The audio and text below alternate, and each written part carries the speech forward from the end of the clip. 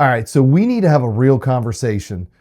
There is something going on in the final expense world that I think needs to be addressed and addressed fast.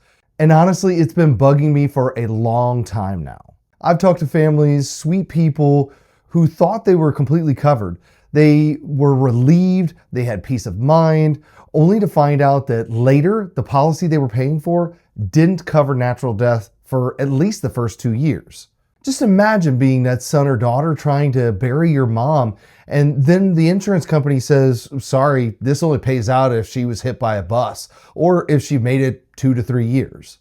If you're a normal person, that is truly heartbreaking. So let's talk about this tactic floating around, mostly used by captive agents or those one product shops, and it's leading with accidental death coverage or double indemnity. Now on paper or just flying out of someone's mouth who's just trying to make a commission, it sounds amazing.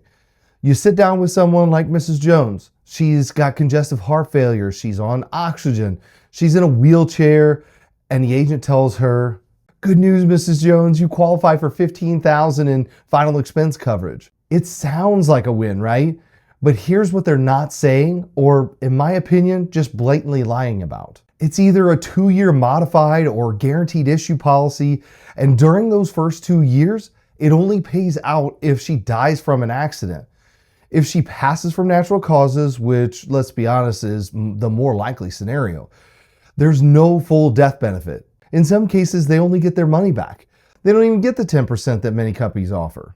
And most of the time, this shady agent doesn't even mention that.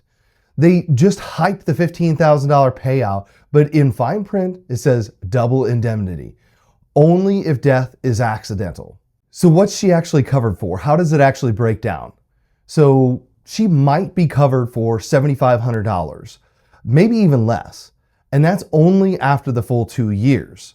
So what they do, they say, Mrs. Jones, you got $15,000 in coverage.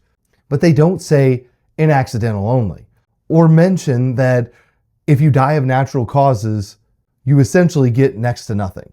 Meanwhile, Mrs. Jones is making payments, thinking she's covered, telling agents to kick rocks. Her family thinks she's protected. And then the truth is she really isn't. It's not just misleading. It's not just a sales tactic. That's complete betrayal. And in my opinion, the agents who do this should lose their license. I get it. Some people don't want a 2-year wait. I do believe that's silly. But there is no need to lie to somebody to make them believe something else. And here's the real damage. When stuff like this happens, it doesn't just hurt the family, it hurts our entire industry. It's what makes good agents like you and me have to work twice as hard to earn back trust. Listen, I'm not saying guaranteed issue policies don't have a place, because clearly they do. But it's our job to explain it with full transparency. No smoke, no mirrors. If you're lying, you're likely setting yourself up for a chargeback, and maybe even worse, you could even get reported for it. You have to understand that this business is built on trust. A quick sale isn't worth a broken relationship with a grieving family. So listen, if you're new to the game or just trying to figure out how to build a long-term career in this space, don't fall into the trap of pitching something that sounds easy today, but causes disaster tomorrow. Keep it real, lead with honesty, and always ask yourself, would I be okay selling this to my own mom?